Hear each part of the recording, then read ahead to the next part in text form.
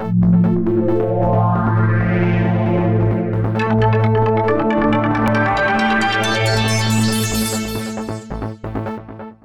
next exciting speakers are going to talk how they disrupt the trucking industry and going to build self-driving trucks.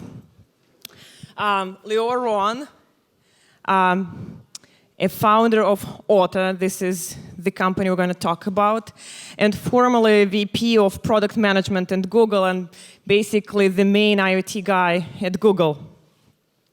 So he was the CTO of Israeli intelligence software unit back a few years ago and got an MBA from Stanford. And he's excited to advance human access to space, so he was working on Google Moon, Mars, and Sky, out of all places. Now, Barney Pell is going to moderate Lior. Barney is a technology innovator, entrepreneur, and angel investor and advisor. He's the founder of LocoMobi and Uber for parking, and the associate founder and member of the board of trustees of Singularity University. Welcome. Hello. Hi. Hi, everyone. Good afternoon. Yeah. So, did you want to jump right to the video? Or let me ask you a question, Lior. What is OTTO?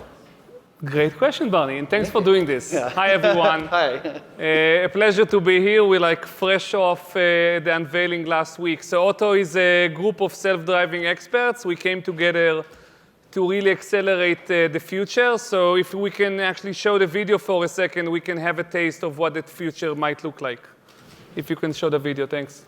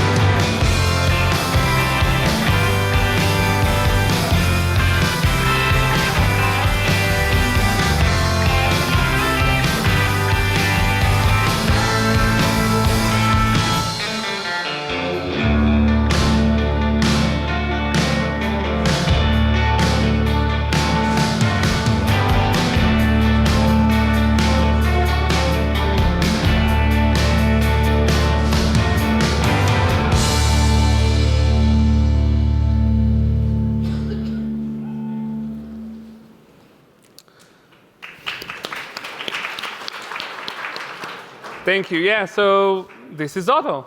Done. We actually filmed this, so we're fresh off the unveiling. We filmed this in Nevada 2 weeks ago to just show some of the vision. And really the vision and the reason we came together and joined from across the industry, automotive and self-driving experts from Google, from Apple, from Tesla, is really to solve a pretty important, we think, societal problem, which is the safety and efficiency of our highways and our transportation and commercial transportation infrastructure.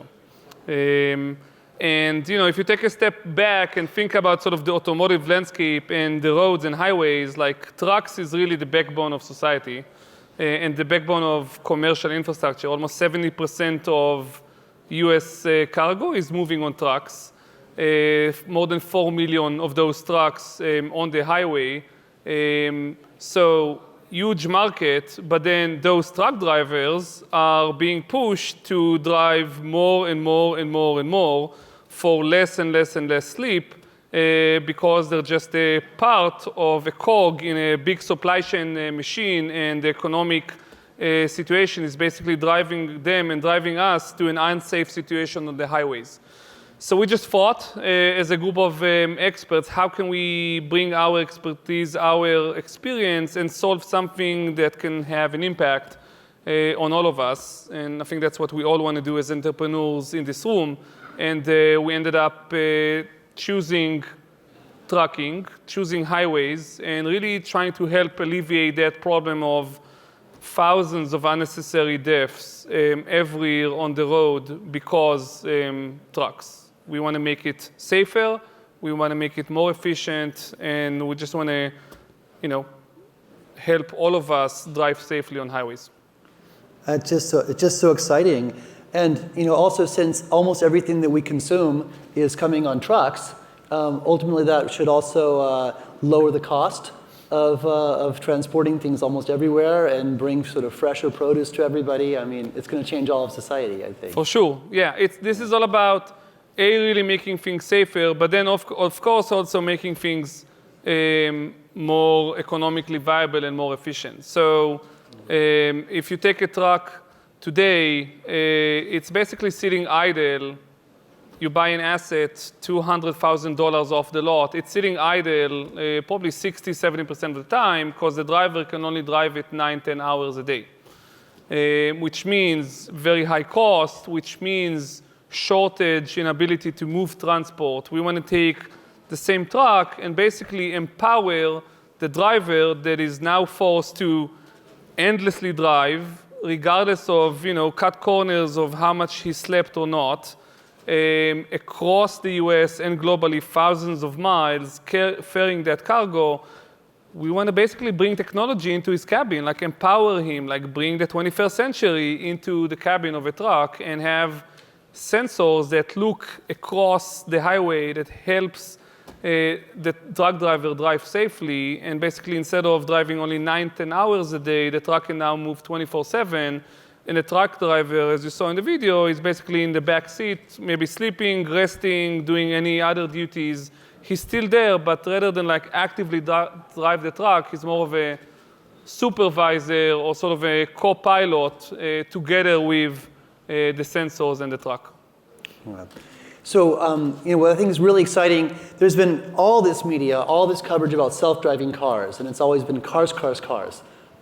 And suddenly here comes you with a startup, and it's actually self-driving trucks. So, how is trucking an interesting vertical for the self-driving vehicles? I think it's interesting, and we thought a lot about how can we bring our expertise and knowledge and help accelerate the future of self-driving. And I think we're all excited about seeing the future in trucks, in cars, across. What we wanted to focus on is really something we feel we can solve, and really something we can bring an impact in the foreseeable future, not like in a, very far distance. And I think the trick, like every other problem that we set to solve in entrepreneurs, is choose a problem that is very constrained, that is very digestible, that is very, very focused, that you can actually solve. And if you think about highways and think about like how much energy we all exert while driving a highway versus driving a city street, like we don't have random pedestrians that might jump at us, or crosswalks, or stoplights, or any of the other challenges you have on city streets. Highway is an environment that is very restricted, that have very defined social norms and sort of rules of the way.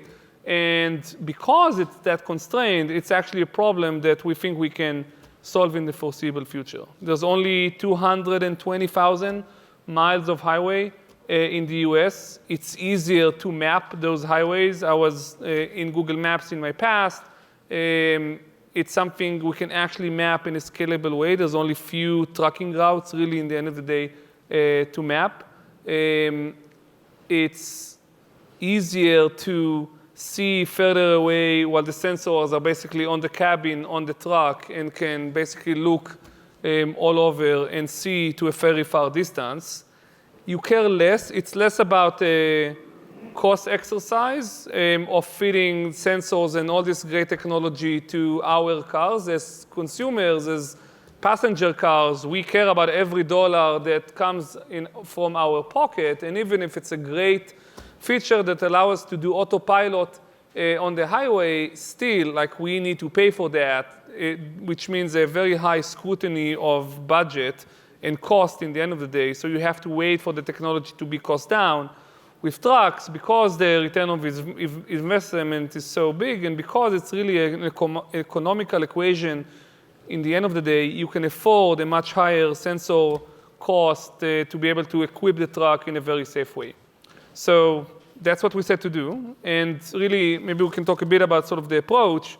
Yeah. It's really all about accelerating. So it's about accelerating in terms of the pace. So we started in January.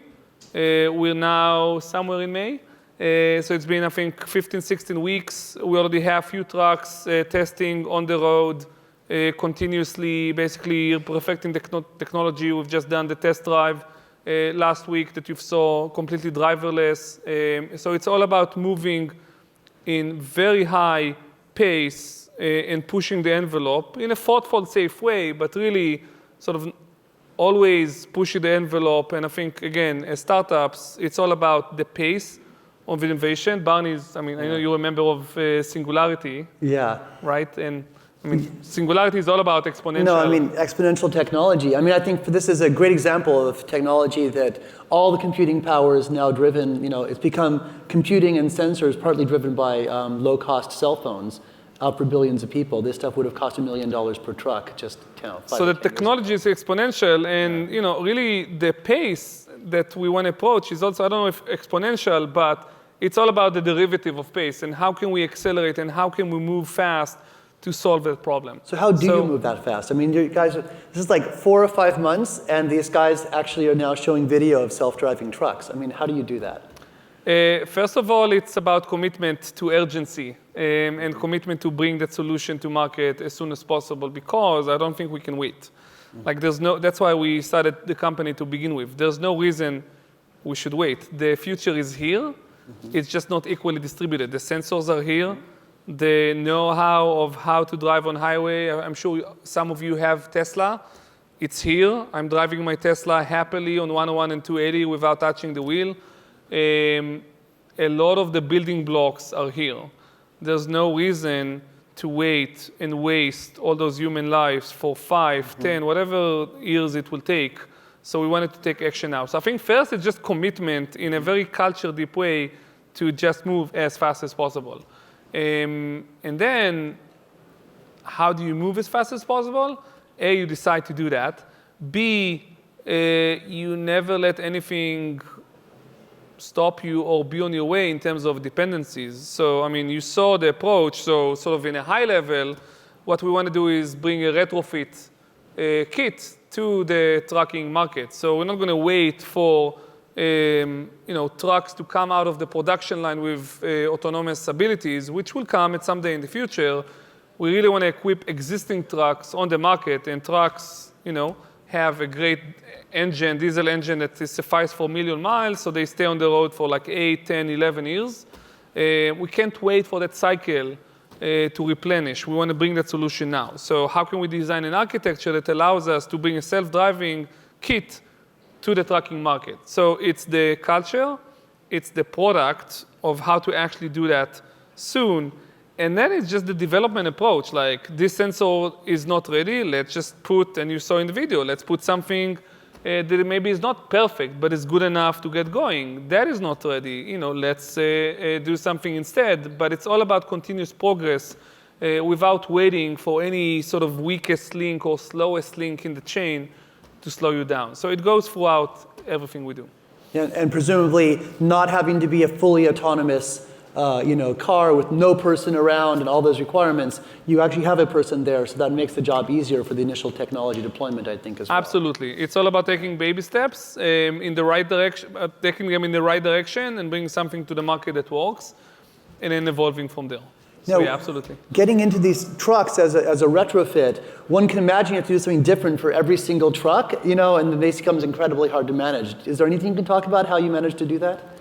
We're focusing now, you saw Volvos, we're focusing on few models. The beauty of the truck market, it's relatively standardized and regulated. Unlike first of all, in terms of numbers, there's 4 million trucks in the US versus hundreds of millions of passenger cars. So the number is finite. And then the selection in that finite number is also finite. Like, there's less OEMs, there's more standardization. You can pick and choose truck parts and sort of assemble them to a relatively standard architecture. So it's just really, again, confining the problem and focusing. And then in that, really doing smart things at scale and keep things as simple as possible to avoid any unnecessary complication that will make things much harder later on. Now, you mentioned something about regulations. I think a lot of founders would be very afraid to jump into a business where maybe there's all this regulation issues. What's the regulation challenges here, and how are you going to address them? I think in general, I think for entrepreneurs, the opportunity always lie where nobody is actually doing stuff right now. And it comes because a series of challenges. One is, we picked an unsexy market. It's actually, I think it's very sexy. Because it's a market we can actually help with. It's a market we can actually do a real impact. And it's a market that needs, I think, a technology sort of like shake and kick. So first it's choosing markets that one as an entrepreneur can truly help and move the needle.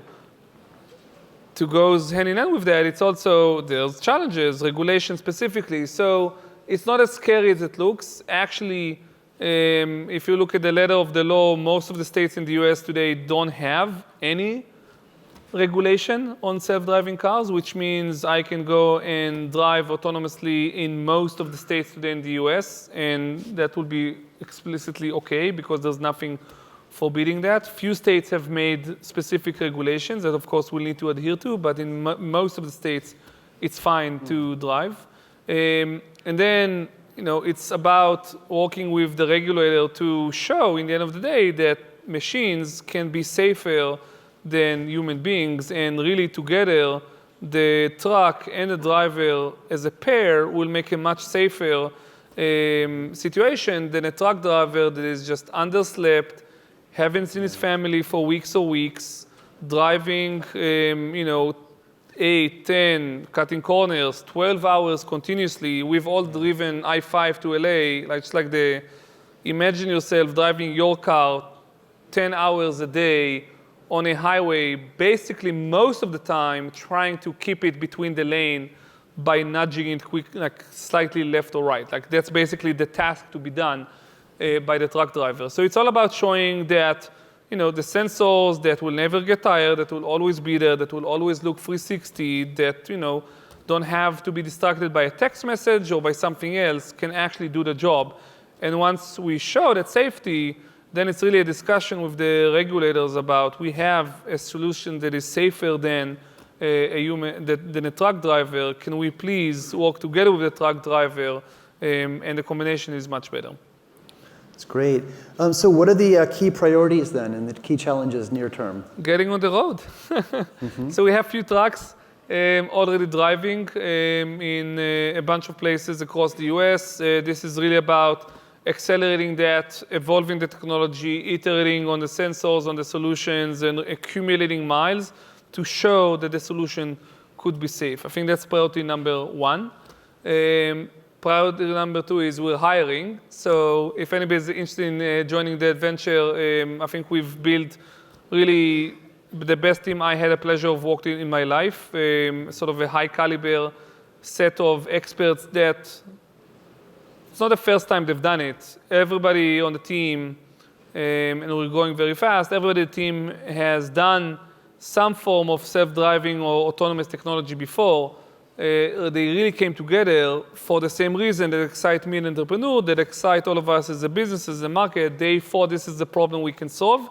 We can solve in the foreseeable future, and they want to move with urgency to solve that. So priority number two is growing and sort of having the right people on board to help us tackle a very, very broad societal problem. And growing while still maintaining a culture that is very tight around urgency and moving fast and executing.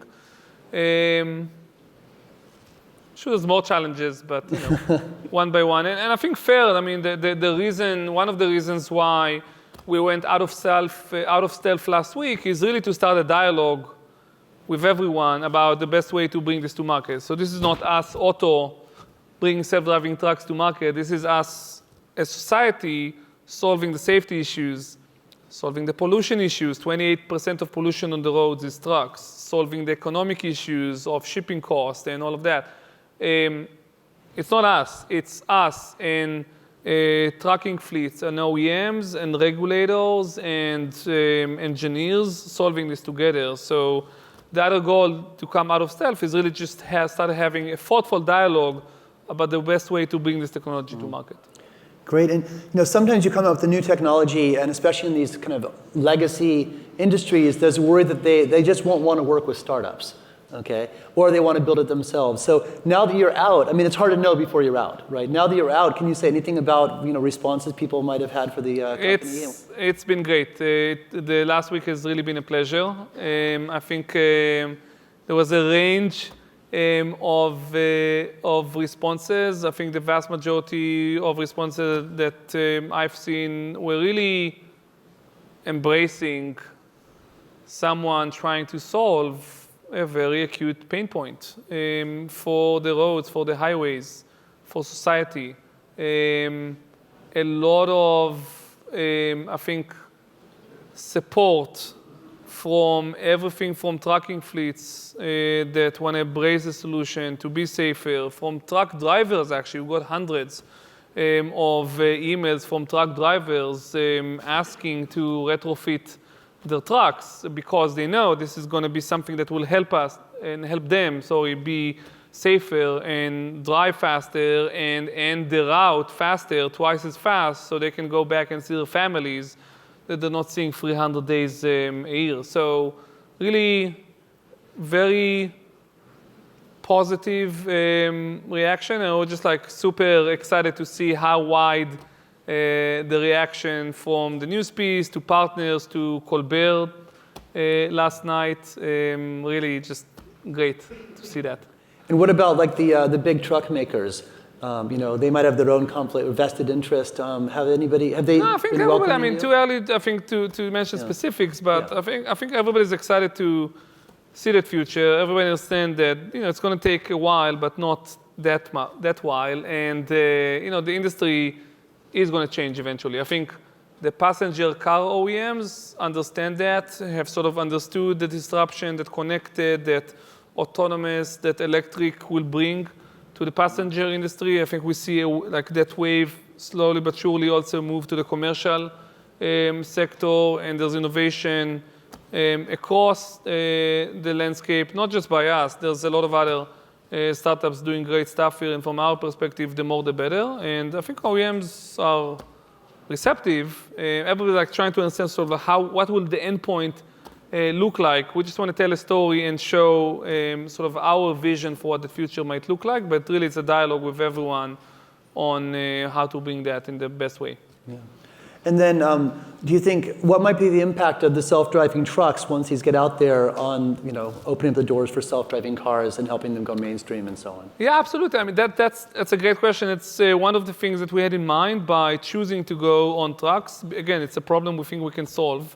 And our passion really in the end of the day is, let's show fully autonomous technology, not cruise control, not like something partial, full autonomous technology can actually be built safely, can be applied against real problems in the real world with very real impact, and that's why we're doing it as a startup outside, can be built a thriving, successful business around with, real growing, real revenues. So we're excited to show that, and I hope this will inspire everyone to realize that, this is happening soon.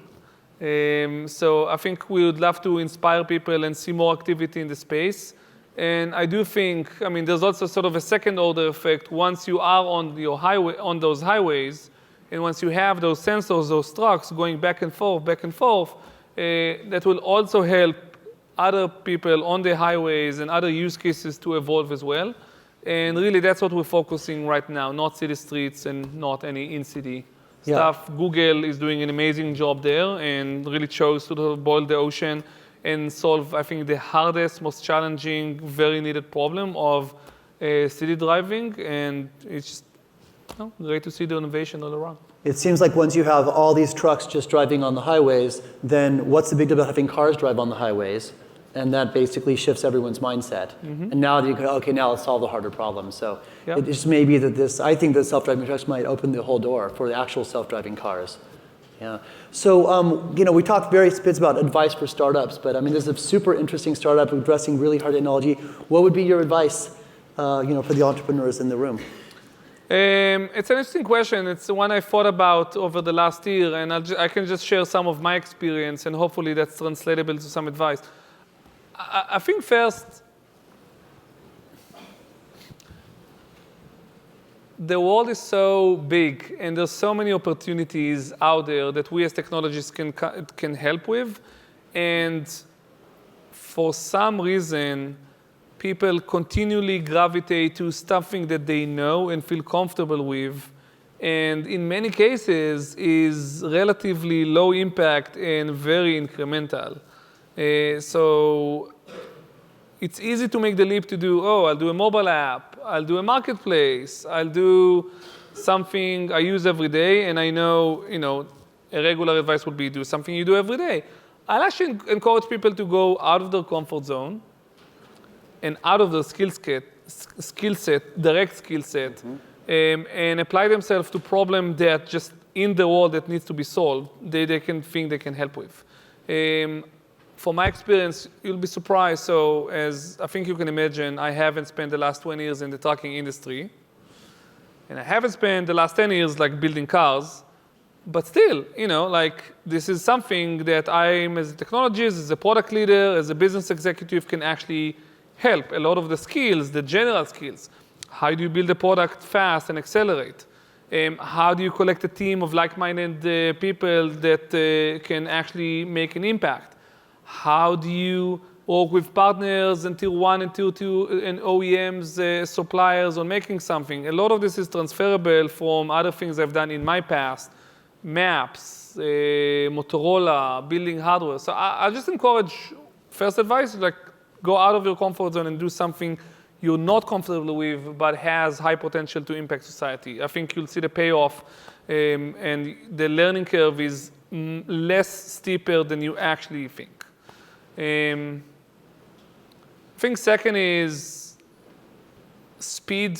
Speed is a feature. Maybe it's the most important feature. So setting up, and we talk about that, how to set up everything to speed. The people you bring on, the culture, the approach to the market, the product itself.